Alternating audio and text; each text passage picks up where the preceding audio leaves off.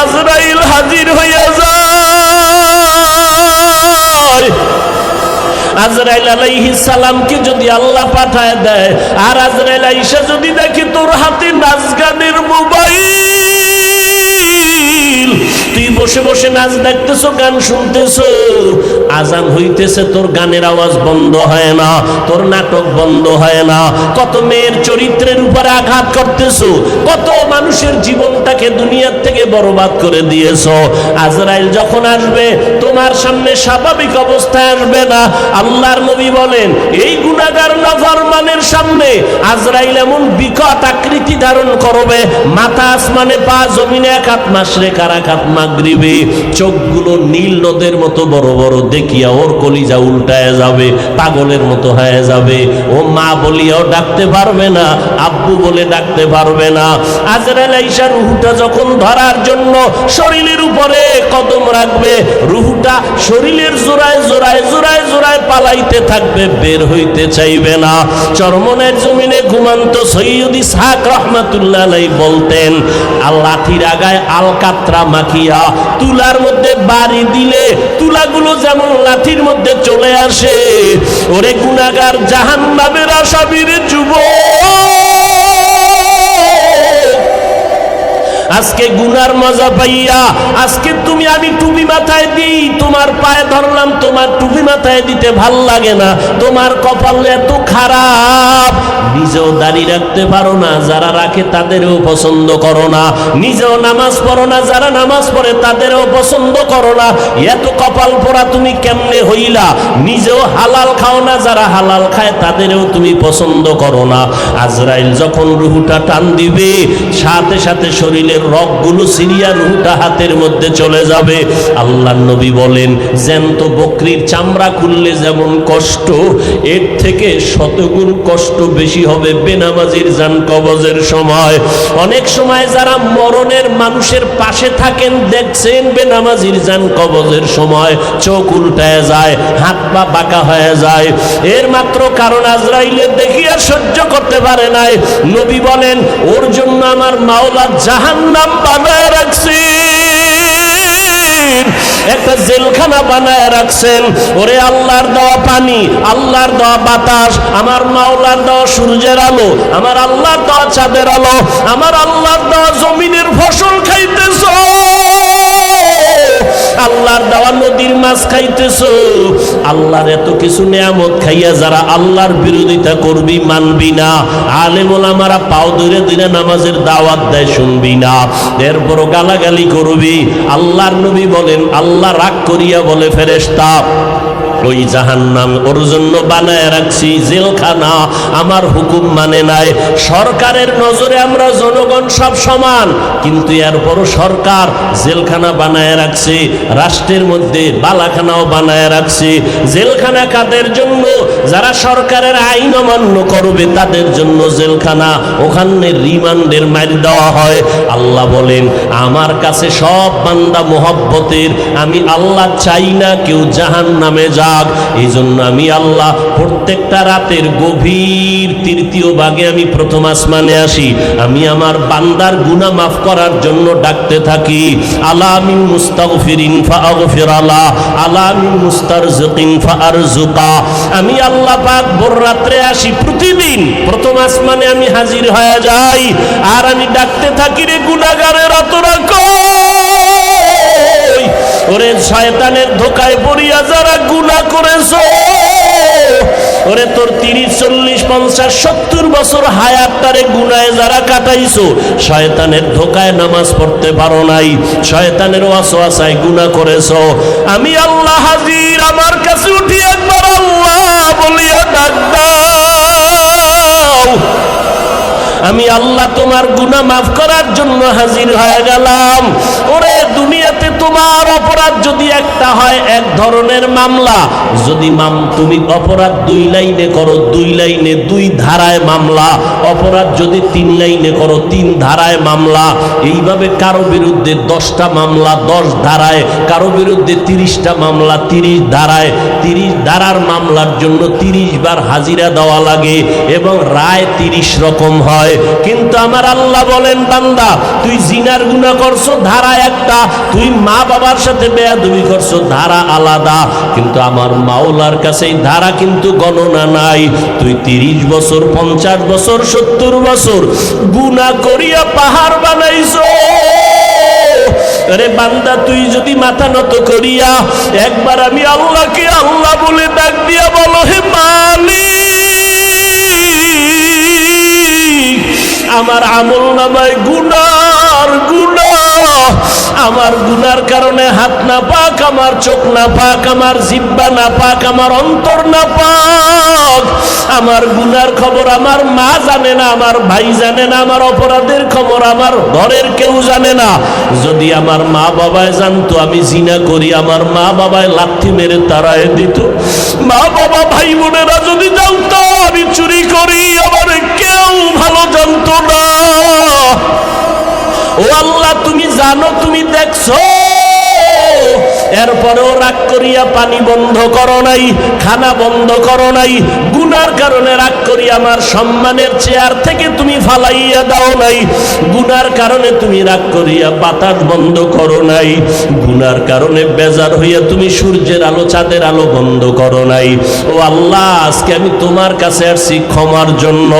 আল্লাহ বলেন, বান্দা তুই একদিন আর 2 দিন না, বছর বছর 70-80 বছর গুনাহ করিয়া বিশাল বড় পাহাড় নিয়ে যদি আমি মাওলার কাছে মাথা নত করিয়া মাসির মাথা বরাবর 1 ফোঁটা চোখের পানি ছেড়ে দিতে পারো, আমি আল্লাহর কাছে যদি দিলটা নরম করে মাওলারে ডাক দিয়ে বলো, আল্লাহ আর গুনাহ করব না,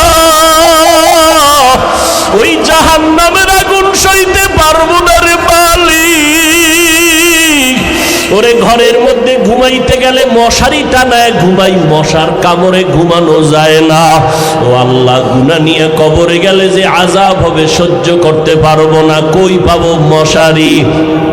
দুনিয়াতে সূর্যের গরম সইতে পারি না, রাতের বেলা সূর্য নাই তারপরও ঘাম আর গরম, ফ্যানের বাতাস দিয়াও আমার ঘাম কমে না, গরম কমে না। আর গুনাহগার হইয়া কবরে গেলে জাহান্নামের আগুন, ওই জাহান্নামের আগুনের গরম কেমনে সহ্য করব আল্লাহ? আমি সইতে পারবো না। ও আল্লাহ জাহান্নামের আযাব সহ্য করতে পারবো না, একটা বেতের দস্ত করতে পারি না। আল্লাহর নবী বলেন, গুনাহ নিয়ে যারা কবরে যাবা ওই 2 পার্শ্বের মাটিকে আমার আল্লাহ ডাক দিয়ে বলবে, রে কবরের মাটি, ওই নাফরমান বেনামাজির 2 পার্শ্ব থেকে জোরে জোরে চাপ দাও। এত জোরে 2 পার্শ্বের মাটি চাপ দিবে পাজরের হাড়গুলো চুরমার হয়ে যাবে। একটা না 2টা না 70 থেকে 99টা সাপের কামড়। ও যুবকেরা, ও বৃদ্ধ বাবাজিরা, ও পর্দার আড়ালের মারা, ও বোনেরা, ভালো করিয়া বুঝো, 15,000 বছর হয়ে গেল আমার আল্লাহর কোরআনের ভুল কেউ প্রমাণ করতে পারে নাই। আজকেও যদি কোরআনের একটা ভুল কেউ বের করতে পারো রে বাবা, আমরা এখন দাড়ি কেটে ফেলবো, নামাজ বন্ধ করে দিব, প্যান্ট শার্ট টাই লাগাবো, কিন্তু আজও পর্যন্ত কোরআনের ভুল কেউ বের করতে পারে নাই। পারছে? বরং কোরআনের ভুল বের করতে গিয়া বহু বিধর্মীরা মুসলমান হয়ে গেছে, হয় নাই? মুসলমান হয়ে গেল। আল্লাহর কোরআন বলো, আল্লাহর সাক্ষী রেখে, আল্লাহর কোরআন সত্য না মিথ্যা? জবান খুলে বলো, সত্য না মিথ্যা? এ যুবকেরা জবাব দাও, পায়ে হাত রেখে বলছি, আমিও তো একটা যুবক, আমার মনেও তো চায় গান শুনি, কারণ গুনাহের আকর্ষণ আল্লাহ জন্মগতভাবে সবার মধ্যে দিয়ে রাখছেন, গুনাহ করার আকর্ষণ। নারীদের নাচ গান দেখলে আমার অন্তরও চায় আমি দেখি, কিন্তু কন্ট্রোল করি জাহান্নামের ভয়। টুপি মাথায় দিলে মাথা গরম হয়, তোমার থেকে বুদ্ধি মোটেও কমে নাই। তুমি তো কথা আবল তাবল বলো, আর আমরা 12টা মাস বয়ান করিয়াও তো একটা আবল তাবল কথা বলার চেষ্টা করি না। কোন কথার পরে কোন কথা বলবো এটা আমাকে ডায়েরিতে লেখাও নাই। মাওলার কাছে ভরসা করে বসছি, কোন কথার পরে কোন কথা হবে আল্লাহ বলাইতেছেন ওই কথাই বলতেছি। এরে যুবক আল্লাহর গোলামেরা, ভালো করিয়া বুঝো, তোমাদের থেকে আমাদের মাথা নষ্ট হয় নাই। মনে করিও না গো সম্মান কম। বলো, একজনে দাঁড়ায় বলো, তোমরা যারা নবীরে মানো না আর আমরা যারা মানি, নবীর আদর্শ জবাই করেছ, বেঈমানের পা চাটা গোলাম হইয়া চুল কাটিয়া ইন্দুর আর বান্দর হয়েছ। আমরা টুপি পরে থাকি 24 ঘন্টা, ঘুমের ঘরে গেল টুপি মাথায় দিয়া বালিশে ঘুমাই। ও আল্লাহর বান্দা, তুমি বলতেছো মাথা গরম হয়, আমিও বুঝি, তারপরও কেন ছাড়ি না? রসুলের মোহাব্বত, দাড়ি রাখলে যৌবনের ভাব চলে যায়, তোমার থেকে কম বুঝি না, এরপরও কেন কাটি না? আল্লাহর আযাবের ভয়। এরে আল্লাহর বান্দারা, নামাজের সময় কি কষ্ট, ফজরের সময় শীতের মধ্যে ওইটা নামাজ পড়া অনেক কষ্ট, ঠান্ডা পানি দিয়েও জুবানা ইয়া নামাজ পড়তে কষ্ট, এরপরও নামাজ ছাড়ি না কেন? আল্লাহর আযাবের ভয়। মরণের পরে আযাব হবে, আল্লাহর কোরআনের আয়াত। এরে নবীর উম্মতের দল, তোমাদের থেকে মাথা মধ্যেও নষ্ট হয় নাই। এরপর আবার তুমি একটু দেখো না তাকাইয়া, তোমার ডানে বামে কত যুবক জীবনে মাদ্রাসায় পড়ে নাই, জেনারেল লাইনে পড়েছে, স্কুলে পড়ে, কলেজে পড়ে, চাকরি করে। তোমার মতো যুবক সাক্ষী দাও, 5 বেলার নামাজি আছে না নাই? তুমি বিবেকটাকে প্রশ্ন করো, তুমি কেন পারো না রে বাবা? তোমার আমার মতো যুবক র‍্যাব, আর্মি, পুলিশ, বিডিআরের চাকরি করে, 5 ওয়াক্ত নামাজ পড়ে, যত কাজ থাক জামাতে পড়ে, তুমি কেন পারো না? একটু জিজ্ঞাসা করো তোমার বিবেকটাকে। তোমার মতো যুবক রাস্তায় গাড়ি চালায়, সময় মতো নামাজ পড়ে, তুমি কেন পারো না? তোমার মতো যুবক শ্রমিকের কাজ করে, হাড় ভাঙ্গা পরিশ্রম করে, রমাজানে একটা রোজাও ভাঙ্গে না, নাই? তুমি কেন রোজা রাখতে পারো না, তারাবি পড়তে পারো না, নামাজ পড়তে পারো না? আসলে কি বলো, এবার কি দলিল দিবা? এতদিন তো হুজুরদের একটু চাইপা রাখছো, হুজুর পারা যায় না, এখন আমাকে জবাব দাও। তোমার মতো যুবক একই স্কুলে পড়ো, ও নামাজ পড়ে, তুমি পড়ো না। তুমি একই ডিপার্টমেন্টে চাকরি করো, 10 জন নামাজ পড়ে, তুমি পড়ো না। এখন কি জবাব দিবা বলো? ইন্নাস সালাতা তানহা আনিল ফাহশাই ওয়াল মুনকার ওয়ালা যিকরুল্লাহি আকবার। আল্লাহ চ্যালেঞ্জ দিয়া বলেন, আই মুমিন, নামাজ এমন একটা আমল, এমন এক ইবাদতের মগজ, যে ইবাদত আর আমলের বিনিময় মানুষটাকে গুনাহ থেকে নেক আমলের প্যাকেটের মধ্যে ঢুকায় দিবে নামাজ। সমস্ত পাপের জগৎ থেকে মুক্ত করে দিবে নামাজ। আল্লাহর চ্যালেঞ্জ। কিন্তু প্রশ্ন বড় জটিল। নবী বলেন, মুমিনার বেদিনদের ভেতরে ব্যবধান হলো নামাজ। বাইনাল আবদি ওয়া বাইনাল কুফরি তরকুস সালাহ। মুমিনেরা নামাজ ছাড়ে না, বেঈমান যারা তারা নামাজ পড়ে না।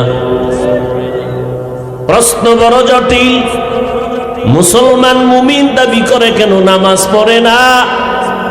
আর একদল মুমিন নামাজিরা কেন গুনাহ থেকে বাঁচে না? মুসলমান দাবি করে নামাজ পড়ে না, আর একদল নামাজ পড়ে, সুদের ব্যবসা ছাড়ে না, মিথ্যা কথা বলা বন্ধ করে না। আছে না নাই? हकीकत से तो दुनिया बेखबर है, दुनिया की नुमाइश पर नजर है। नमी गुयाम के आज दुनिया जुदा बाश, बाहर कारे के बाशी बा खुदा बाश। जिसते दुनिया आज खुदा गाफिल बुदन ने कमाशो नुकरा हो फरजिंदजान। একদল ওয়াজের দাওয়াত শুনে আসতে চাইছিল, আসতে পারে নাই। জরুরি কোনো কারণে অসুস্থ, না হয় মায়ের কোনো খেদমত, না হয় বাবার কোনো খেদমত, আল্লাহ এদেরকে আসার যে সওয়াব তা দিয়ে দিবেন। কিন্তু আর এক দল আসার নিয়ত করে এসেই পড়েছেন, তারপরেও কপাল খারাপ। ওয়াজির দাওয়াত শুনি আজকে ঘরের থেকে বলে গেছে আমি মিরপুরে ওয়াজে যাই, কিন্তু কপাল খারাপ, প্যান্ডেলের ভেতরে বসতে পারে নাই, দোকানপাটে গল্প গুজবে গুনাহে আড্ডায় লিপ্ত। এরকম কেউ নাই? আল্লাহ তাদের হেদায়েত দান করেন। আর একদল কপাল খারাপ বলার আছে, প্যান্ডেলের ভেতরে বসছেন, এরপরেও কপাল খারাপ। ওলামায়ে কেরামের চেহারা দেখবেন, বয়ান শুনবেন, কলবের দরজা খুলে রাখবেন, কলবের মধ্যে ঢুকাবেন। কিন্তু আল্লাহর বান্দা বয়ানে আসছেন, বসছেন প্যান্ডেলে, গজবের মোবাইল তাকে এই বরকত থেকে বঞ্চিত করে রেখেছে। ইয়া ইলাহি মুঝসে মুঝকো দূর কর, তাকে দেখো মুঝ মে তুঝকো এক নজর। ইয়া ইলাহি तू मेरा माबूद है, या इलाही तू मेरा माशूक है। सब মোবাইলটা হাতে নিলেন কেন? বয়ান রেকর্ড করবেন, আপনার কাজটাই তো মিডিয়াওয়ালারা করতেছে। আপনার না রেকর্ড ভালো হবে, না ছবি ভালো হবে, মিডিয়াওয়ালাদের রেকর্ড ভালো হবে, কথা ভালো হবে, সব ভালো। আপনার প্রয়োজনে কালকে আপনি এখান থেকে ডাউনলোড করে নিলেই তো হয়ে গেল। বুদ্ধি থাকলে নাকি ঘর জামাই থাকা লাগে না? এতটুকু বুদ্ধিও নেই নাকি? মোবাইলটা বের করে আমাকে দেখাচ্ছেন আমি এক মোবাইলওয়ালা, না জিনেরে দেখাচ্ছেন? জিনেরা বয়ানের পরেই দেখবেন হঠাৎ করে মোবাইল নিয়ে উদাও। তাহলে আপনার এই জিনে যদি মোবাইলটা নিয়েই যায়, তো বয়ান রেকর্ড করলেন, আমও গেল, সব গেল। আল্লাহ পাক সঠিক বুঝ আমাদেরকে দান করুন।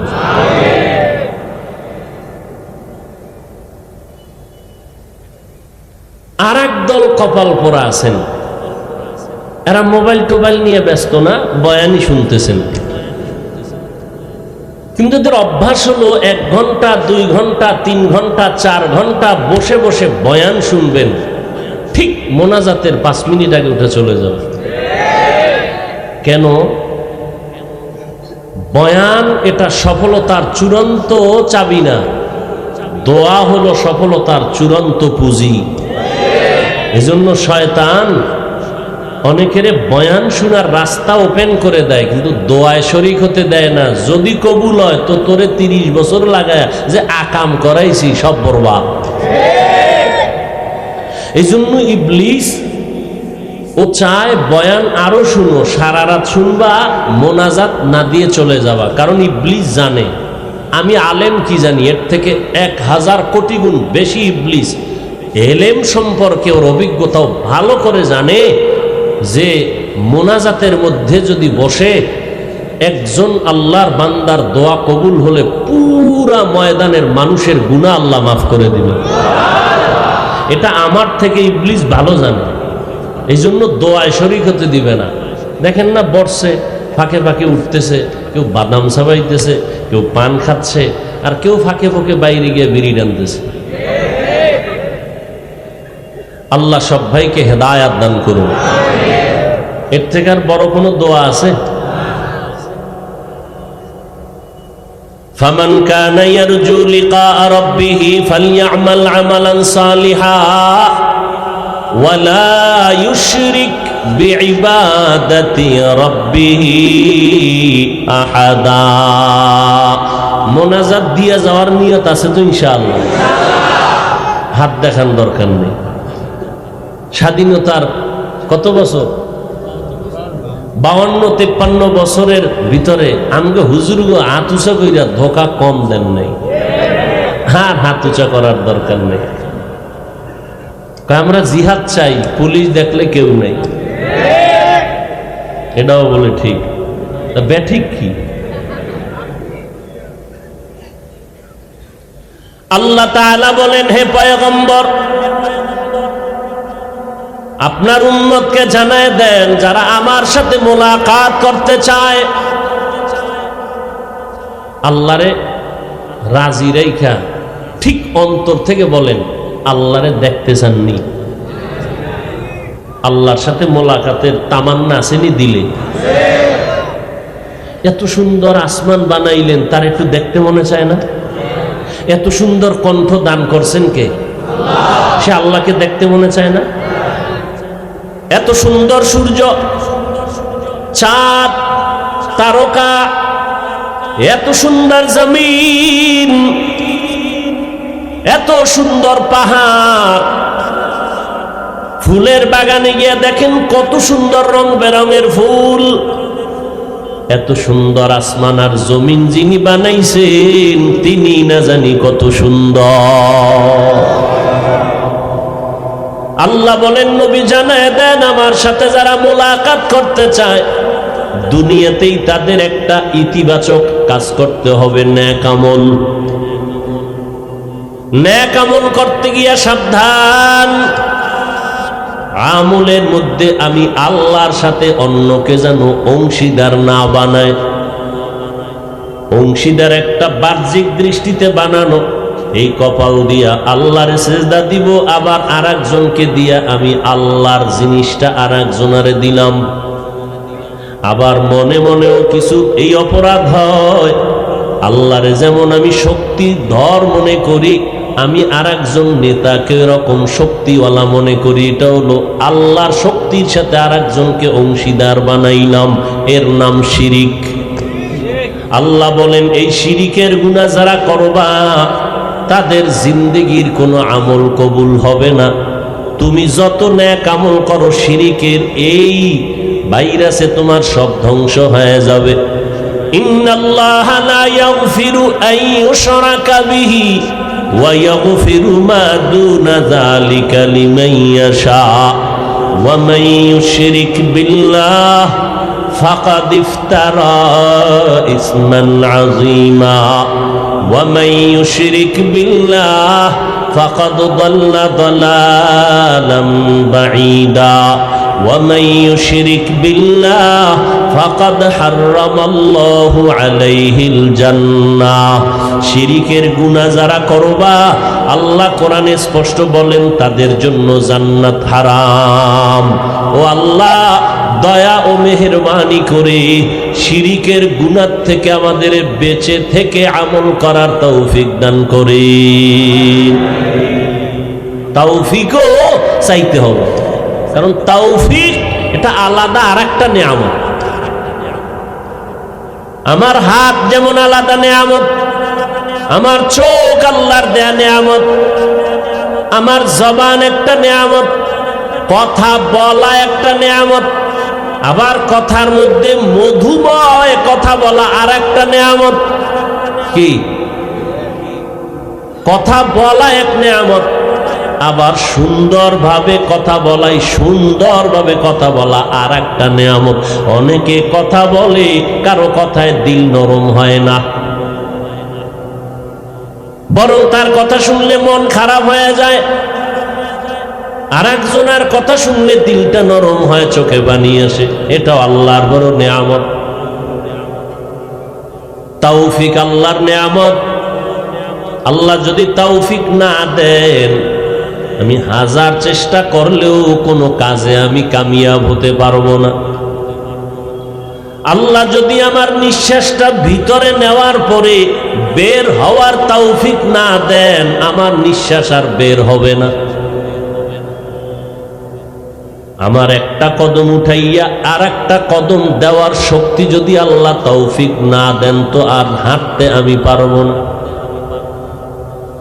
এজন্য পয়গম্বর সুলাইমান গোটা দুনিয়া শাসন করেছিলেন, দুইজন শোষণ করেছিল দুইজন।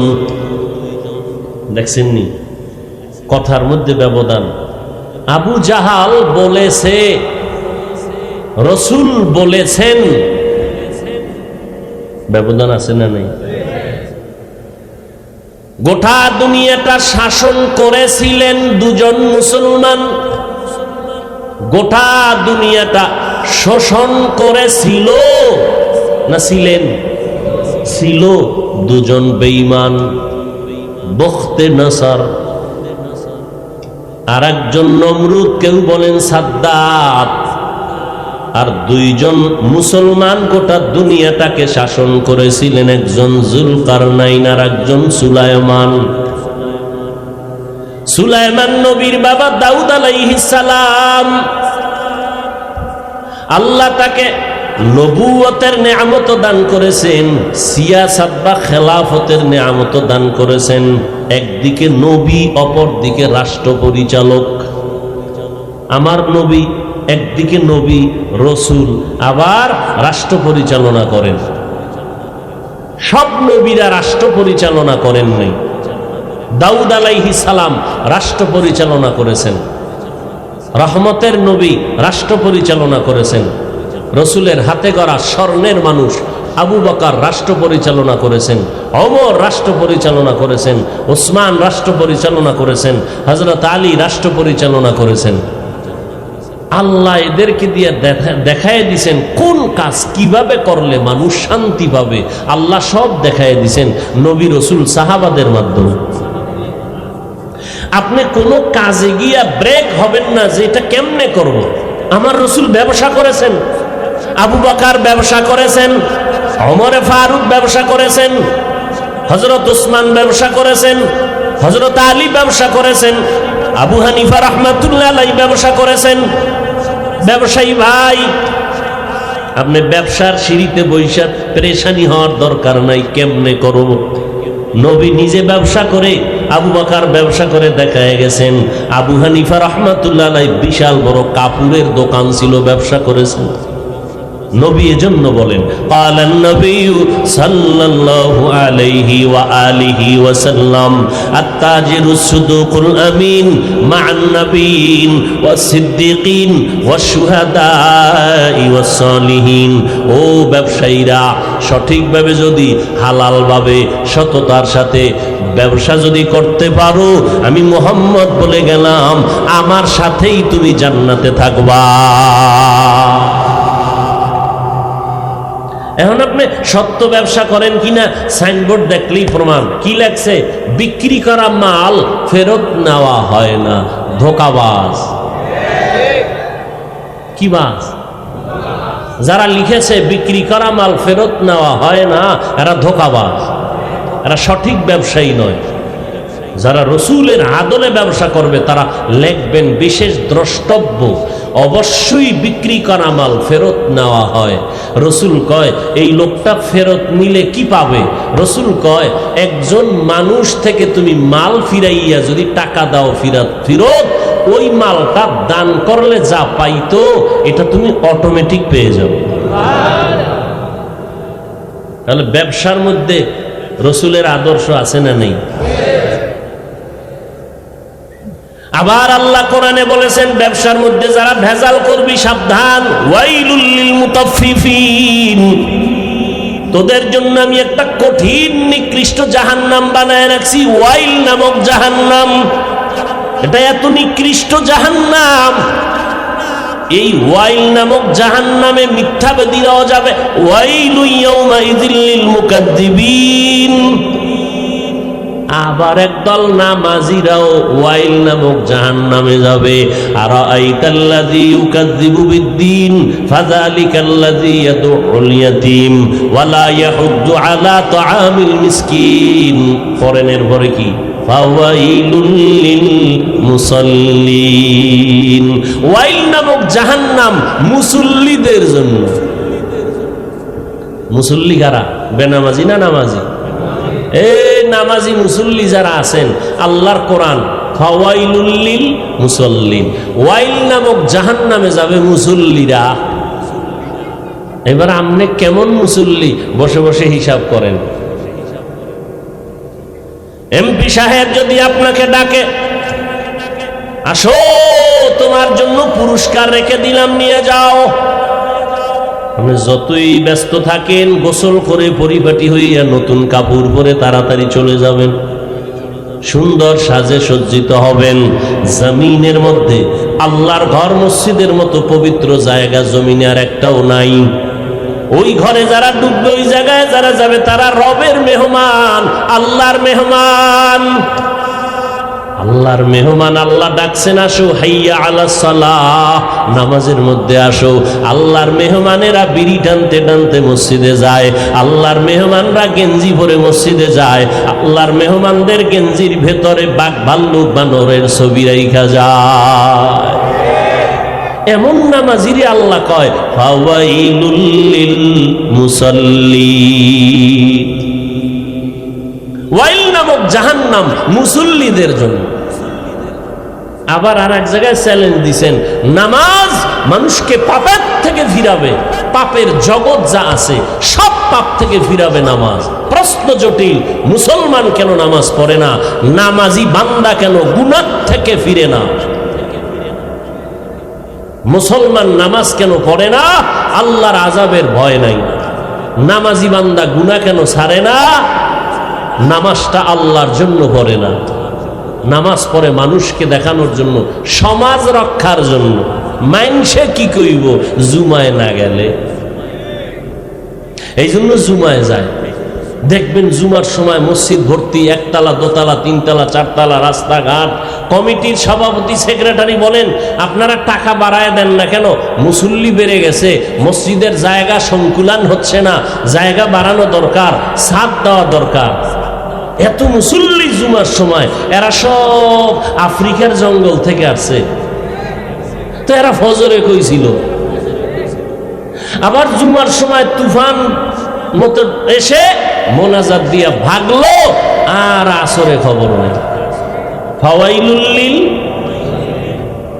মকুন সুস্তি নামাজে পঞ্জগানা, ফাওয়াইলুল লিল মুসাল্লিনাল্লাযীনা মুমিনারা ইনামাজ ইমদাদে দাস্তাইনু আয়াতে কুরআন ওয়া খা।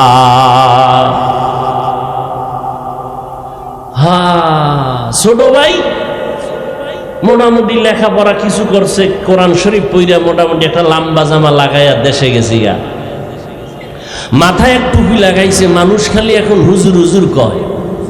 আর রমজান মাস আইছে যখন, হুজুর আমার বাসায় ইফতারি, আমার বাসায় সাহারি। মুন্সি মোল্লা নিজের বাড়ি। আল্লাহ খাওয়াইলে আপনার হিংসা করে কোনো লাভ আছে? হ্যাঁ, এখন ছোট ভাই এত দাওয়াত, ডায়েরি মেনটেন করে, দাওয়াত আর দাওয়াত, শুধু খাওয়ায় না, দিয়াও দেয়। বড় ভাই তো আলেম হয় নাই। বড় ভাই কই, আমি তোর পিছনে যেই পরিমাণ কষ্ট করছি, খাইয়া না খাইয়া তোরে লেখাপড়া শিখানোর পিছনে আমি টাকা পয়সা দিয়েছি, তোর প্রস্রাব আমার গায়ে লাগাইছে, তুই এই পরিমাণ দাওয়াত খাইতেছ হোমানে? আমারে একটা বছর হয়ে গেল কেউ একবারও বলে না এর দুটো ভাত খান। হাদিয়া তো বরের কথা, আমি সইতে পারি না। ছোট ভাই কয়, ভাইজান একটা পরামর্শ দেই, যদি মানেন কাজে লাগবে, দাওয়াত বেড়ে যাবে।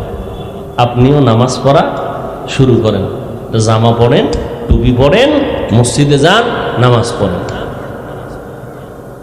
এরপরে যদি দাওয়াত টাওয়াত না আপনি মোটামুটি নামাজ পড়তে থাকেন, 31 মাস 40 দিন পড়েন, আমি আপনাকে সুন্দর এক হাদিয়া দিব। কি দিবি আগে কও? বলে আপনি যা চান। কয় না, টাকা পয়সা দিবি।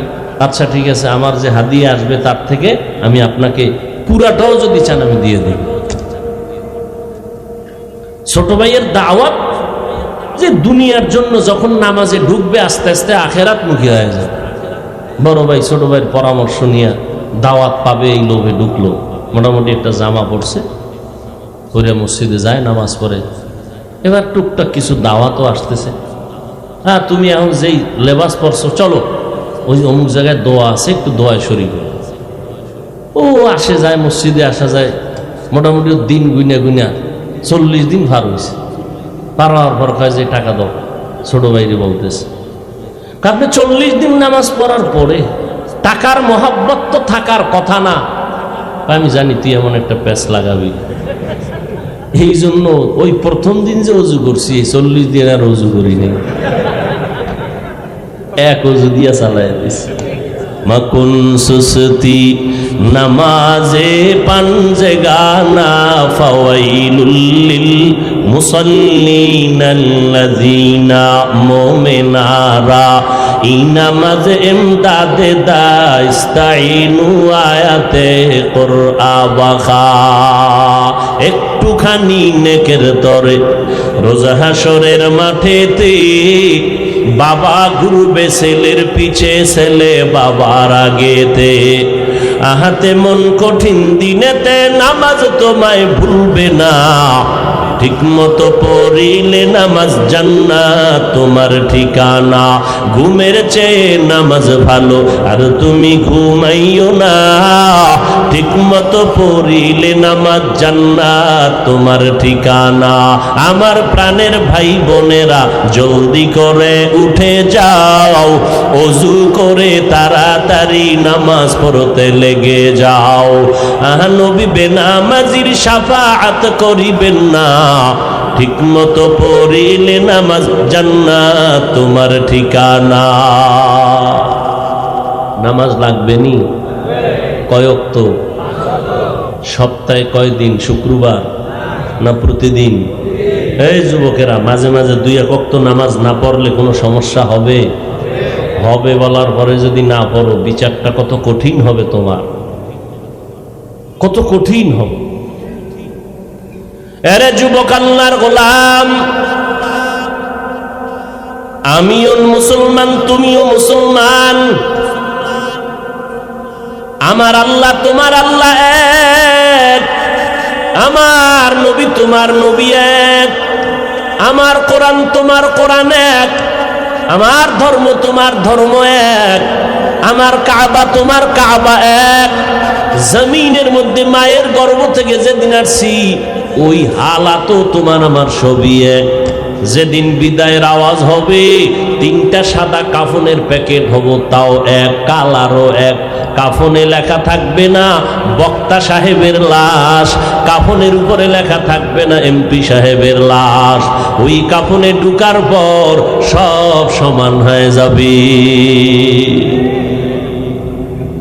হিন্দুদের ধর্ম আলাদা, আদর্শ আলাদা, ইহুদির ধর্ম আলাদা, আদর্শ আলাদা, খ্রিস্টানের ধর্ম আলাদা, আদর্শ আলাদা, মুসলমানের ধর্ম এক, আল্লাহ এক, নবী এক, কোরআন এক, কাবা এক। দুনিয়ার থেকে বিদায় বেলা কাফন হবে 3টা, সংখ্যা এক, কালার হবে আলাদা না এক, কবরের সাইজও হবে এক, কবরের ভেতরে প্রশ্ন হবে 3টা, তাও সবার বেলায় এক। আমাকে আলাদা প্রশ্ন, তোমাকে আলাদা না, না আমাকে যেই প্রশ্ন তোমাকেও সেই প্রশ্ন, হুজুরের যেই প্রশ্ন ছাত্রকেও সেই প্রশ্ন। প্রশ্ন হবে 3টা, সবার বেলায় এক। তুমি কয় টাকার মালিক? প্রশ্ন করা হবে না। তুমি কত শিক্ষিত? প্রশ্ন করা হবে না। তোমার সম্মান কি পরিমাণ? প্রশ্ন করা হবে না।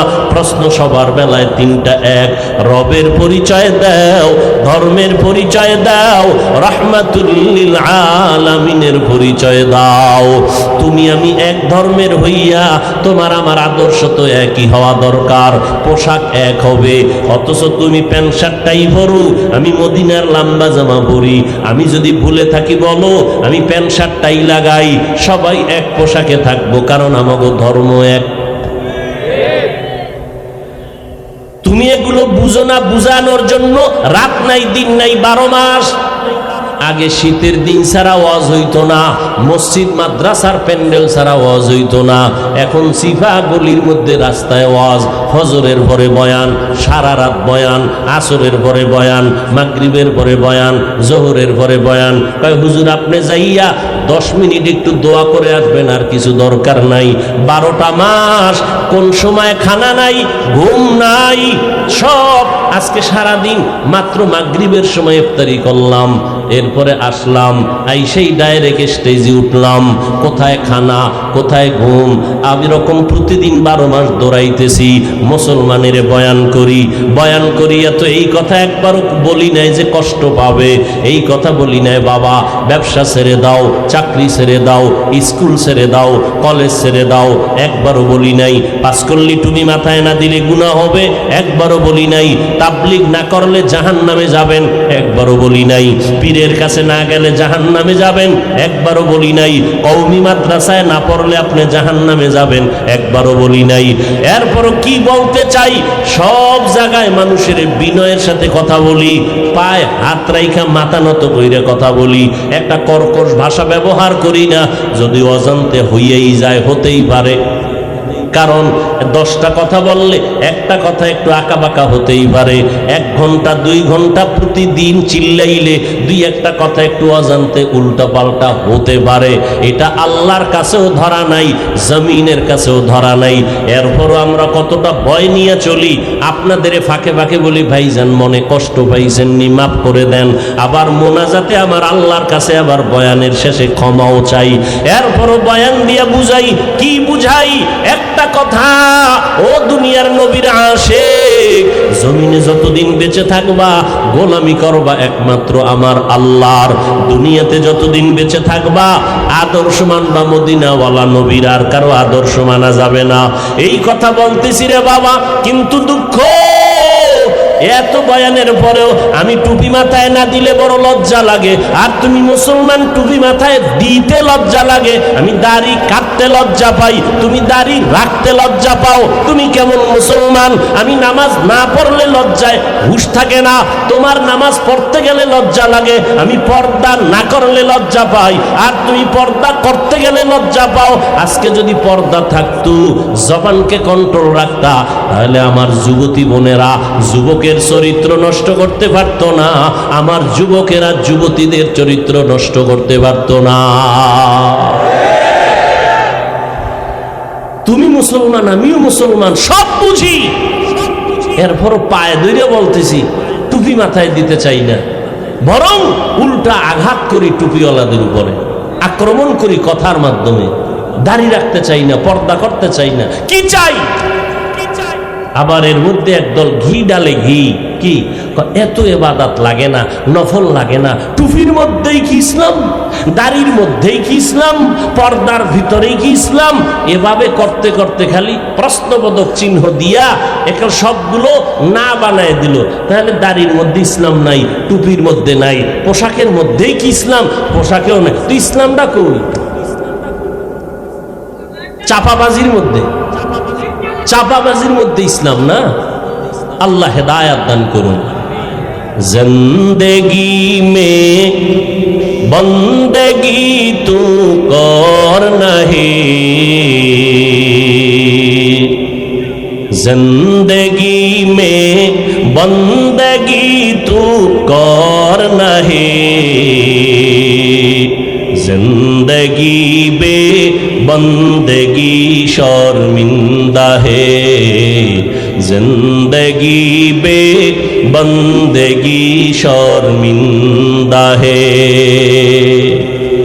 दुनिया में हो दुनिया का तलबगार ना हो,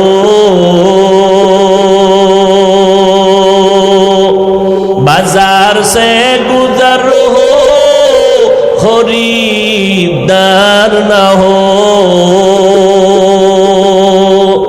दुनिया में हो दुनिया का तलबगार ना हो,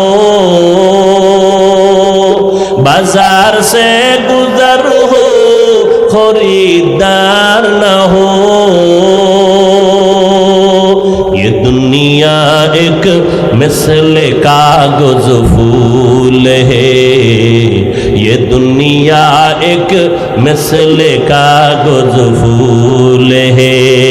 जिंदगी में बंदगी तू कर नहीं, जिंदगी में बंदगी तू कर नहीं, जिंदगी बे बंदगी शर्मिंदा है, जिंदगी बे बंदगी शर्मिंदा है, जिंदगी में बंदगी कुन बंदगी, जिंदगी बे बंदगी शर्मिंदगी। বালিশে মাথা লাগাইয়া হিসাব করো। কয় হুজুর হিসাবের দিন শেষ। আগে বালিশে মাথা লাগাইলে একটু চিন্তা করার সময় হাতে ছিল, কিন্তু এখন কই চিন্তা করার সময় নাই। গজবের মোবাইলের মোরাকাবায় কখন রাত্র 3টা বাজলো মোবাইলওয়ালার খবর নাই। এই মোবাইল নিয়া সারা রাত তাকায় তাকাইয়া কবিরা গুনাহ করে আমার যুবক। আম্মা জান কয় 3টা বাজে, ল্যাপের ভিতরে বাতি জ্বলে কেন? কয় মোরাকাবায় আছে। হাসিও না রে যুবক ভাই। হ্যাঁ, তুমি যদি তাকায় দেখো একটা পানির কূপের কিনারা একটা শিশু বাচ্চা খেলতেছে,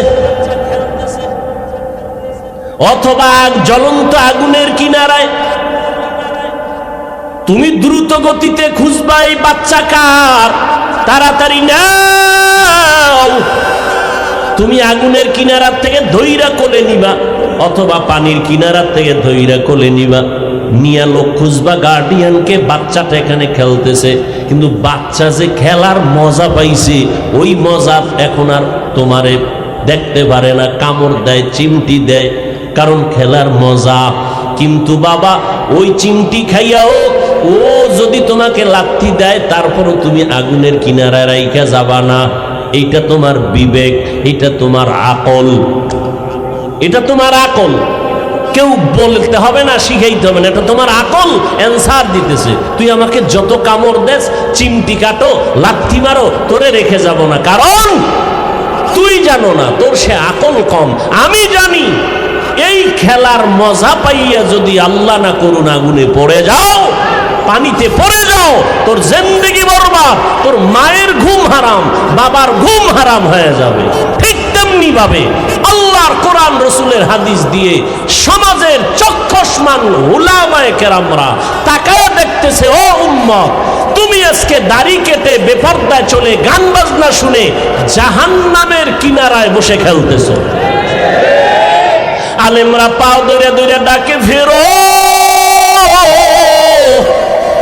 পাও ধরে ধরে বলে, আর নামাজটা ছাড়িও না রে বাবা, বেপরদায় চলিও না, মা বাবার সাথে বেয়াদবি করিও না। যদি এখন তুমি ওই মোবাইলে ওই গুনায় মজা পাইয়া, তুমি চ্যাটিং করতে মজা পাইয়া এখন আর হুজুরদের কথা তোমার কাছে ভাল লাগে না, তুমি এখন হুজুরের গালি দাও। হুজুর কয় তুই যত গালি দাও, যত বিরোধিতা করো, এই গালি খাইয়াও তো আমাদের মুরব্বীরা কথা বন্ধ করে নাই, আবু হানিফা কথা বন্ধ করে নাই, ইমাম বুখারী রাহমাতুল্লাহ আলাইহি যাকে কাফের বলে ফতোয়া দিত তারপরও তার দাওয়াত বন্ধ করে নাই, আমার নবীর রাস্তায় কাটা দিত, নবী দাওয়াত বন্ধ করে নাই, গালি দিত, নবী দাওয়াত বন্ধ করে নাই। কারণ আমার আকল, আল্লাহর কোরআন সত্য, রসুলের কথা সত্য। এখন জবাব একটাই, তোমার কপাল পুড়ে গেছে, তোমার উপরে আমার আল্লাহ বেজার, তোমার উপরে মা বাবার অভিশাপ, মা বাবা বরদোয়া দিয়ে দিছে, তোমার কপাল পুড়ে গেছে। মোনাজাত তো সবাই দেই, অনেকের চোখে পানি, আবার অনেকের চোখে পানি নাই, কান্না নাই, আর একজন কানতে কানতে বেউসায় যায়, কারণ ওর উপরে মাওলার রহমতের নজর লাগছে, আল্লাহ ওয়ালাদের দোয়া লাগছে, মা বাবার দোয়া লাগছে, চোখের পানি এমনিই বের হয় না। তোমার এই মিরপুর থানায় আসামি ধইরা পুলিশে কি পি মারা মারে, এরপরও চোখে পানি আসে না, নাই? অথচ ওয়াজের প্যান্ডেলে আল্লাহওয়ালারা উলামায়ে কেরাম বয়ান করে, 50 হাত 200 হাত দূরে বসে যুবক চিৎকার দিয়ে কান্না করে, একজনারে বেত দিয়ে মারলেও কান্দে না, আর একজনে বয়ান শুনে শুনে কান্না করে। একটু চিন্তা করো, ওরে মারলো কে? এরে যুবক, আমাকে একটু বিবেক দিয়া জবাব দাও, বিবেকের সাথে বেঈমানি করিস না রে যুবক। একই চুলায় রান্না হয় ভাত আর তরকারি, রান্না করার রাঁধুনি আমার মা। খেয়াল করো, একই তরকারি, একই মশলা, একই চুলা, একই আগুন। আর রান্নার পরে আব্বা খায়, আম্মা খায়, আমিও খাই, বোনেরাও খায় একই। কিন্তু দিন দিন আব্বা আম্মা হয় দুর্বল, আমরা হই শক্তিশালী সবল। এই বুদ্ধিজীবীরা জবাব দাও, আমাকে তো বুদ্ধি নেই, তোমার অনেক বুদ্ধি, জবাব দাও কারণ কি? আল্লাহর কুদরত বলবা না, কারণ তুমি আল্লাহকে মানো না, তুমি আল্লাহর কুদরত বলবা কেন? আমরা বলবো আল্লাহর কুদরত। একই খানা, একই চুলায় রান্না, আব্বা আম্মা একই খানা খায়, আমরাও একই খানা খাই, তাদের রোগ বাড়ে, আমরা শক্তিশালী হই, তারা দুর্বল হয়, কারণ কি? এত যুক্তি, এত বুদ্ধি, দাও জবাব দাও। এরে আল্লাহর বান্দা, তোমার থেকে হাজার কোটি গুণ বুদ্ধিমান ছিল আবু জাহাল, যার নাম ছিল আবুল হেকাম, বুদ্ধিমানের বাবা। কিন্তু বুদ্ধি হইলে কি হবে? পৃথিবীর শ্রেষ্ঠ মানুষটাকে মানুষ বলে চিনতে পারে নাই। রহমতের নবী এত দাওয়াত দিলেন, কালেমা পড়ে নাই। এরে যুবক, একটু চিন্তা করো, বালিশে মাথা লাগাও, যার মনের মনে প্রশ্ন করো, আমার মতো যুবক যদি স্কুলে পড়ে নামাজ পড়ে আমি কেন পারি না? আমার মতো যুবক যদি চাকরি করে নামাজ পড়ে আমি কেন পারি না? আমার কপাল কেন খারাপ? এইভাবে যখন চিন্তা করতে থাকবা, একদিন দেখবা হেদায়েতের দরজা খুলে যাবে। আর মা বাবার কাছে মাঝে মাঝে দোয়া চাইও। মা বাবায় দোয়া করলে আরশে আজিমে পৌঁছতে কোনো পর্দা থাকে না। এজন্য মা বাবার দোয়া বড় দামি। মা বাবার চোখের পানি আর দোয়া ছাড়া আমি বান্দা চেয়ারে বসতে পারি নাই। মা বাবার চোখের পানি আর দোয়া ছাড়া যুবক পরীক্ষায় পাশ করতে পারো নাই। মা বাবার চোখের পানি আর দোয়া ছাড়া তুমি বাড়ি গাড়ির মালিক হতে পারো নাই। অতএব এখনো সময় আছে, তওবার দরজা খোলা, নেক আমল ধরো, শিরিক মুক্ত জীবন গড়ো, আল্লাহর মোহাব্বত নিয়ে চলো। চাকরি ছাড়া লাগবে না, স্কুল বন্ধ করা লাগবে না রে বাবা, মাদ্রাসায় আসার দরকার নাই। ভালো করে শুনো যুবক, পর্দার আড়ালের আম্মা জান আসেনি? আছে? এরে আম্মা জান, আপনারা আয়েশা রাদিয়াল্লাহু আনহার মতো ধন্য নারী, আপনারা খাদিজা রাদিয়াল্লাহু তাআলা আনহার মতো নারী, এরে আম্মা জান ফাতেমা রাদিয়াল্লাহু তাআলা আনহার মতো নারী, আপনারা উলামায়ে কেরামের মায়ের মতো মা। এই জমিনে আপনাদের মতো বহু নারী এই এলাকায় থাকে, পাঁচ ওয়াক্ত নামাজ পড়ে, নাই? ভিন্ন আম্মারা আপনারা কেন পারেন না? এরে আম্মা জান, ও যুবতী বোনেরা, তোমার মতো যুবতী বোন আজান হলে মাথায় কাপড় দিয়া 5 বেলার নামাজ পড়ে, এরকম যুবতী বোন আছে না নাই? তুমি কেন যুবকের চরিত্র নিয়ে সিনেমিনে খেলো, মোবাইলের মাধ্যমে চ্যাটিং করো?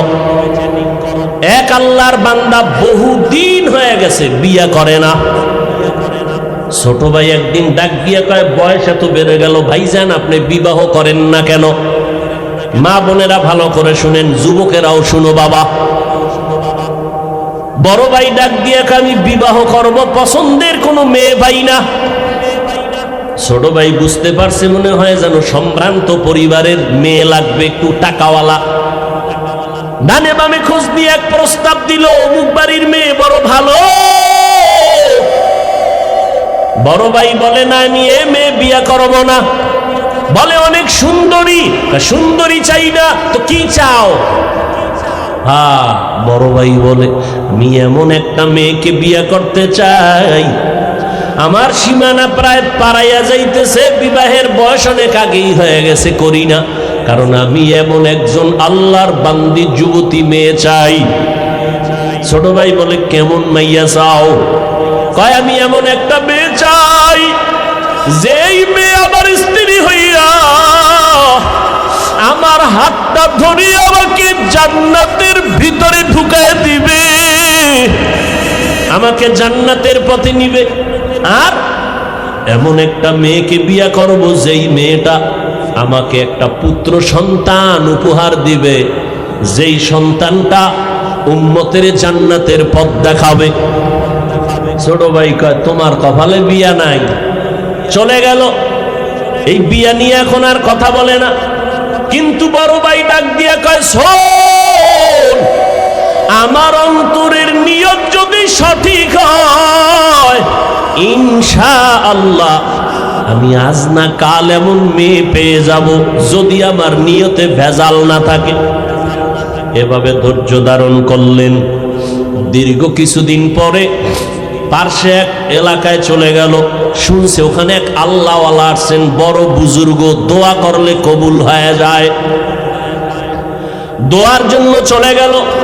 গিয়া দেখে হুজুর মসজিদে ওজিফা পালন করে, আমলে আছেন। সালাম, হুজুর আমি অমুক এলাকার এক বান্দা যুবক, আসছি আপনার দোয়া নেওয়ার জন্য। বিবাহ করেছো নাকি? বলে না, করি নাই, দোয়া করবেন। হুজুরের সাথে কথা বলতেছে, ঠিক এমন টাইমে পর্দার আড়াল থেকে মসজিদের জানালা দিয়া একটা যুবতী মেয়ে সালাম দিল, আসসালামু আলাইকুম। হুজুর বলে, কে? বলে, আমি এই এলাকার এক যুবতী মেয়ে। কি চাও? হুজুর একটু দোয়ার জন্য আসছি, আমার আব্বাজান বড় অসুস্থ।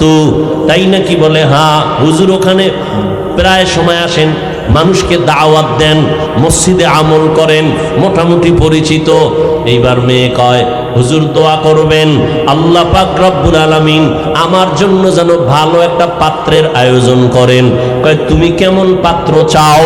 কয় হুজুর আমার বিবাহের জন্য আমি এমন একটা পুরুষ যুবক চাই, যেই যুবক আমার হাত ধরে আমাকে জান্নাতে নিবে এবং আমাকে এমন একটা পুত্র সন্তান উপহার দিবে আল্লাহর দয়ায়, যেই পুত্র সন্তান উম্মতের দায়িত্ব নিয়ে জান্নাতের পথ দেখাবে বাতিলের মোকাবেলায়। হুজুর শুইনা চুপ হয়ে গেলেন। পাশের পুরুষ যুবক ডাক দিয়ে কয়, হুজুর বেয়াদবি মাফ করবেন, আমি দীর্ঘ বছর এই লালন করতেছি, কল্পনা করতেছি এমন গুণের মেয়ে আমিও চাই। হুজুর বলে, মেয়ের ফ্যামিলি গরিব, আমার গরিব টরিব লাগবে না, আপনি যদি দয়া করে ব্যবস্থা করে দেন আমি আলহামদুলিল্লাহ রাজি হয়ে যাব। আলহামদুলিল্লাহ ব্যবস্থা হয়ে গেল, যুবক যুবতীর সাথে বিয়া হয়ে গেল। এই দুইজনার সংসার শুরু হয়ে গেল। এই যুবক আর যুবতীর দাম্পত্য জীবন সুখময় জীবন। ফজরের সময় ঘুম থেকে একজন যদি উঠতে না পারে, স্ত্রী যদি আগে উঠে, স্বামীকে কয় উঠো, আল্লাহর সাথে একটু মোলাকাতের কথা বলার চেষ্টা করো। অতিও গভীর হয় রজনী যখন, নীরবে প্রভুর নাম জপিও তখন। প্রভুর করুণা যদি পাইবারে চাও, গভীর রাতে উঠে প্রভুর গুণগান গাও। স্বামী যদি আগে উঠে স্ত্রীকে ডাকে উঠো, রান্না বান্না হয় না, বন্ধ, আগে নামাজ তারপরে রান্না। এইভাবে জীবন চলতেছে। এর মধ্যে একটা সন্তান আল্লাহ দান করছেন, পুত্র সন্তান। আল্লাহর কাছে দোয়া করতো নামাজ পড়ে, দয়ার মালিক তুমি আমাদের একটা নেককার সন্তান দাও, যেই সন্তানের দ্বারা দুনিয়াতে আমগো সম্মান বাড়বে, আখিরাতেও বাড়বে। আল্লাহ দোয়া কবুল করে ফেলছেন। এমন একটা পুত্র সন্তান আল্লাহ তাদের দান করেছেন, যেই সন্তান দুনিয়াতে আইসা মা বাবার আদর্শ নিয়ে বড় হইয়া রাশিয়া, সিরিয়া, মিশর, ইরাক, পুরা জগৎটাকে বিজয়ের পতাকা উড্ডীন করে বাইতুল মুকাদ্দাস, মুসলমানের প্রথম কিবলা, যেখানে এক রাকাত নামাজ পড়লে 50,000 রাকাত নামাজের সওয়াব। ওই বাইতুল মুকাদ্দাসের উপরে হামলা, বিভিন্ন বিধর্মীদের হামলা। এই সন্তান গিয়া ইতিহাসের পৃষ্ঠা খুলো, বাইতুল মুকাদ্দাসকে হাতের মধ্যে নিয়ে বিজয়ের পতাকা উড়াইয়া দিলেন। ইতিহাসবিদরা বলেন, এর মতো বীর যোদ্ধার ইতিহাস এত স্মরণীয় যে কিয়ামতের আগে এরকম বীর আসবে কিনা জানা নাই। ওই সন্তানের নাম সুলতান সালাউদ্দিন আইয়ুবী। গুগলে সার্চ দাও, সালাউদ্দিন আইয়ুবীর ইতিহাস পড়ো, দেখো কে সে সালাউদ্দিন আইয়ুবী, রাষ্ট্র পরিচালনা করেছে, ওই সিরিয়া মিশর বিজয়ের পতাকা উড্ডীন করেছে, বাইতুল মুকাদ্দাসকে হাতের মুষ্টির মধ্যে নিয়ে গেল, বেঈমানদের দখল থেকে অত্যাচার থেকে মুসলমানকে পরিত্রাণের জায়গায় নিয়ে আসলো। এরে যুবক আল্লাহর গোলাম, মনটা কি স্থির করা যায় না? অন্য মেয়ের চরিত্র যদি তুমি নষ্ট করো, তোমার বোনের চরিত্র তো আর একজন নষ্ট করতে পারে, তুমি এটা চিন্তা করো। এরে যুবতী বোনেরা, কত যুবকের চরিত্র নষ্ট করতেছো। তোমার ভাইয়ের চরিত্র যদি কেউ নষ্ট করে তুমি কেমন মনে করবা? এইভাবে যদি একটু চিন্তা করো, তাহলেই তোমার অন্তরটা ঠিক হয়ে যাবে। আল্লাহ তো দরজা দিয়ে ডাকতেছেন। এজন্য ওলামায়ে কেরামের মজলিসে বসো। এই যে আপনারা বসছেন বয়ানে, আল্লাহকে সাক্ষী রেখে বলেন, জীবনে ওয়াজে বসেন নাই, আজকে 2 ঘন্টা বয়ানে বসার পরে আল্লাহকে সাক্ষী রেখে বলেন, অন্তরের মধ্যে কি একটু ধাক্কা লাগছে? এই যুবকেরা বলো, লাগছে? 2 ঘন্টা বয়ানে যদি ওলামাদের সামনে বসে যদি অন্তরে ধাক্কা লাগে, আল্লাহর কসম, যারা ওলামাদের পিছনে দিন দিন বছর বছর সময় দিবে, ইনশাআল্লাহ ওই লোকটা জান্নাতি হয়ে কবরে যাবে। কারণ ওর মধ্যে ধাক্কা লাগতে লাগতে লাগতে লাগতে এত মজবুত হয়ে যাবে, না খাইয়া থাকবে, হারাম খাবে না, নামাজ ছাড়বে না, মরিয়া গেল জবানে কালেমা জারি হয়ে যাবে। এরে যুবক আল্লাহর গোলাম, এখনো সময় আছে, তওবা করো, মা বাবার দোয়া নিয়ে চলো, আর আল্লাহর কাছে মনে মনে ডাকো। জোরে ডাকার দরকার নাই, তোমার অন্তর থেকে তুমি বলতে থাকো, আল্লাহ আজকে মিরপুরের জমিনে আসছি, ও আল্লাহ, অনেকে গ্রামে মা বাবার রাইকা এই শহরে থাকো রে বাবা, গ্রামের মা বাবায় কষ্ট করে তোমার খবর নাই, অনেকে বড় লোক আরামের বিছানায় ঘুমাও, সন্তান আর পরিবার নিয়ে কত খানা খাও, মা বাবায় তোমার জন্য আরামে খানা খায় না, ঘুমায় না, এমন একটা রাত্র নাই যে তোমার টেলিফোন না করে, ও বাবা তোর শরীরের অবস্থা কি, কখন খানা খেয়েছো, কখন ঘুমাইছো? ওই মা বাবারে যারা রাইখা ঘুমাও, মা বাবার দোয়া ছাড়া আগাইতে পারবা না রে যুবক। এখনো সময় আছে, তওবা করে নাও। আল্লাহকে বলো, আল্লাহ জীবনে কম অন্যায় করি নাই, শয়তানের ধোকায় পড়ে আজকে থেকে তওবার নিয়ত করলাম, মরিয়া গেলে যাব, নামাজ ছাড়বো না, বেপরদায় চলবো না, মা বাবাকে কষ্ট দিব না, ওলামায়ে কেরামের বিরোধিতা করে গুনাহগার হব না, মোবাইলের মাধ্যমে গুনাহ করব না, লেখনির মাধ্যমে গুনাহ করব না, চোখের চাহনির মাধ্যমে গুনাহ করব না, মা বাবার দোয়া নিয়ে সামনে আগাবো, নবীর তরিকা মতো চলবো। আমার মতো স্কুলে পড়ুয়া যুবক যদি নামাজ পড়ে, আমি কেন পারবো না? ও আল্লাহ, আপনি তৌফিক দান, আজকে থেকে নামাজ ছাড়বো না। বাসায় গেলে মাকে গিয়া বলবা, মা তুমি আমার মাথায় হাত দিয়া দোয়া করে দাও। আজকে ময়দানে কত আল্লাহর বান্দারা কানলো, আমার চোখে পানি নাই, মা গুনার কারণে বুঝি আল্লাহ বেজার, তুমি দোয়া করিয়া দাও। মা যদি দোয়া করিয়া দেয়, তাহলে তোমার কপাল খুলিয়া যাবে। তুমি ডাক্তার হও, বাধা নাই, ইঞ্জিনিয়ারিং পড়ো, বাধা নাই, প্রফেসর হও, বাধা নাই, সাংবাদিক হও, বাধা নাই, তবে অনুরোধ, আদর্শ নিয়ে চলো, মদিনার আদর্শ, সময় মতো নামাজটা পড়ে নিবারে বাবা। মুরব্বীদের সামনে কোনো ভালো খারাপ আচরণ করবা না, ওলামায়ে কেরামের বিরোধিতা করে গুনাহগার হবা না, দেশের বিরুদ্ধে জাতির বিরুদ্ধে কোনো ষড়যন্ত্র করবা না। আল্লাহর আযাবের ভয় নিয়ে তুমি তওবা যদি করতে পারো, এক ফোঁটা চোখের পানি ছাড়তে পারো, আল্লাহ মুহূর্তে তোমার তওবা কবুল করে নিবেন, জীবনের গুনাহগুলো মাফ করে দিবেন। ও আল্লাহর বান্দারা, ও পর্দার আড়ালের আম্মা জানেরা, বোনেরা, আল্লাহর কাছে তওবা করেন, জীবনে কারো হক নষ্ট করবেন না, চরিত্রের উপর আঘাত দিবেন না, স্বামীর খেদমতে স্বামীর মালের হক ঠিকমতো রক্ষা করবেন, সন্তানের হক ঠিকমতো আদায় করবেন। আপনার সন্তান ডাক্তার হবে, আলহামদুলিল্লাহ, আপনার সন্তান ইঞ্জিনিয়ার বানাবেন, আলহামদুলিল্লাহ, তবে অনুরোধ, বেয়াদব বানাবেন না। আপনার সন্তানের আচরণে যেন উলামায়ে কেরাম কষ্ট না পায়, আপনার সন্তানের ব্যবহারে যেন এলাকার মুরব্বীরা কষ্ট না পায়, আপনার সন্তানের কারণে আপন বন্ধু বান্ধবরা যেন কষ্ট না পায়, বরং আপনার সন্তানকে এমন আদর্শ দিয়া যাবেন, সন্তানের ব্যবহারে সবাই দোয়া করবে, খুশি হয়ে যাবে, দিলে শান্তি লাগবে। এমন একটা সন্তান আদর্শ ডাক্তার বানায় যান, আদর্শ ইঞ্জিনিয়ার বানায় যাবেন। ও যুবকেরা, জবানকে হেফাজত করো, আল্লাহর কাছে বলতে থাকো, আল্লাহ তুমি মেহেরবানি করে আমাকে কবুল করে নাও। আল্লাহর কাছে ব্যবসায়ী ভাইরা ব্যবসার জায়গায় বসি আমার আল্লাহর হুকুম মতো চলেন, নামাজটা ঠিক মতো পড়েন, দেখবেন অল্প টাকায় বরকত অনেক বেশি হবে। কাস্টমারের সাথে খারাপ আচরণ করবেন না, ধোঁকা দিবেন না। আল্লাহর কাছে এভাবে বলতে থাকেন, আল্লাহ যেইভাবে ব্যবসা করলে দুনিয়াতে শান্তি পাবো, সম্মান বাড়বে, আখিরাতে নবীজির সাথে জান্নাতে থাকতে পারবো, ওইভাবে ব্যবসা করার তৌফিক দাও, মানুষের সাথে ভালো আচরণ করার তৌফিক দাও। তুমি তৌফিক না দিলে সম্ভব হবে না। এইভাবে তওবার নিয়ত যদি অন্তরে থাকে, তবে একটা চিরচরিত সত্য কথা, আবু জাহাল নবীজিরে 13টা বছর দেখলো, বয়ান শরীর সব কিছু জানলো, এরপরও কালেমা পড়লো না। অন্যদিকে ওমরের মতো বান্দা নবীর গর্দান কাটতে আসিয়া কালেমার রশি গলায় লাগাইয়া নবীজির জন্য এত পাগল, নবীর কাছে তওবা করিয়া জান্নাতের টিকিট নিয়ে নিল। এই ওমরের এত সম্মান আল্লাহ বাড়ায় দিয়েছেন।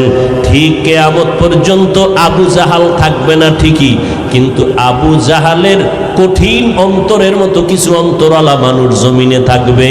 হাজারো বয়ানে তাদের দিলটা নরম হবে না, তওবা নসিব হবে না, বরং বয়ান শুনিয়া বাইরে গিয়া বিরোধিতা করবে, এই সমস্যা ওই সমস্যা, এই ভুল সেই ভুল, আসলে নিজের গুনার কথা একবারও চিন্তা করবে না। আর একদল বান্দা থাকবে কিয়ামত পর্যন্ত ওমরের চরিত্রের, এরা গুনাহ নিয়া প্যান্ডেলে ঢুকবে, হঠাৎ করিয়া যখন জাহান্নামের ভয় অন্তরে ঢুকবে, তখন পাগলের মতো হয়ে যাবে, আমি কইছিলাম আমার জীবনটাতে তো খারাপ ছিল না, আমি দুনিয়াতে আসছিলাম কত পবিত্র, মা বাবায় কত আদর করেছিল, আমার স্কুলের লেখাপড়ার জীবনটা কত ভালো ছিল, শিক্ষকরা কত আদর করত, আজকে আমি এত খারাপ, আমার মা বাবা আমারে বেশি ভালো জানে না অন্যায় করার কারণে, কারণ আমি মা বাবার সাথে ভালো আচরণ করি না, ভাই বোনের সাথে ভালো আচরণ করি না, আমি এত খারাপ কেন হয়ে গেলাম। ময়দানে ঈশা লুটাইয়া কাঁদবে আর বলবে, আল্লাহ আমি আজকে গুনাহ নিয়ে বাসায় যাব না, ও আল্লাহ মরণের বিছানায় গুনাহগার হইয়া শুইতে চাই না রে মালিক, আজকে আমি একা রুমে থাকতে পারি না, ভয় পাই, আর ওই অন্ধকার কবরে একা কেমনে থাকবো, বালিশ নাই, বিছানা নাই, বাতি নাই, অন্ধকার, দুনিয়াতে আমি অন্ধকারে একা থাকতে পারি না, আমি কেমনে কবরে থাকবো রে আল্লাহ, আমি আর গুনাহ করব না, আর কারো হক নষ্ট করব না, আয় আল্লাহ হাতের দিয়ে গুনাহ করব না, চোখের গুনাহ করব না, জবানের গুনাহ করব না, ও আল্লাহ তুমি মাফ করিয়া দাও। এইভাবে ওমরের চরিত্রওয়ালা মানুষগুলো পাগলের মতো কান্না শুরু করবে। নবী বলেন, কান্না যদি না আসে কান্নার বাহানা করো, আর ডানে বামে যদি কান্নাওয়ালা কাউকে পাও হাত বাড়াইয়া দোয়া চাও, ও কান্নাওয়ালা ভাই আমার জন্য দোয়া করো, আল্লাহ যেন আমাকে মাফ করিয়া দেয়। হেদায়েতের মালিক আমার আল্লাহ, কোন পীরের হাতে হেদায়েতের চাবি নাই, কোন বক্তার হাতে হেদায়েতের চাবি নাই, আল্লাহ যার সিনাটা খুলে দিবেন সে হেদায়েত নিয়েই চলবে, মরিয়া গেলে দাড়ি কাটবে না, বেপরদায় চলবে না, মা বাবার সাথে বেয়াদবি করবে না, ওলামাদের সাথে বেয়াদবি করবে না, দেশ ও জাতির বিরুদ্ধে ষড়যন্ত্র করবে না। ও আল্লাহর বান্দারা, মুনাফিকি যদি না থাকে, খাঁটি মনে তওবার নিয়ত যদি থাকে, খাঁটি তওবার নিয়ত যাদের আছে তাদেরকেই বলবে একটু দুটো হাত আমার আল্লাহকে দেখাইয়া দাও। আয় আল্লাহ আমাদের তওবা কবুল করে নেন, আমাদের হাতগুলো কবুল করে নেন, একটা হাতের গুনার কারণে ফিরাইয়া দিয়েন না রে মালিক, আমার কলিজার যুবকগুলোরে কবুল করে নেন। নবীর নবীর আদর্শওয়ালা বানাইয়া দেন। আয় আল্লাহ, গুনার কারণে দিলটা পাথর, চোখে পানি নাই, কান্নাওয়ালা চক্ষু দান করেন আল্লাহ। শয়তানের ধোঁকার থেকে বাঁচিয়ে থাকার তৌফিক দান করেন। মরণ পর্যন্ত সুন্নতি জিন্দেগির উপরে চলার তৌফিক দান করেন। আমিন।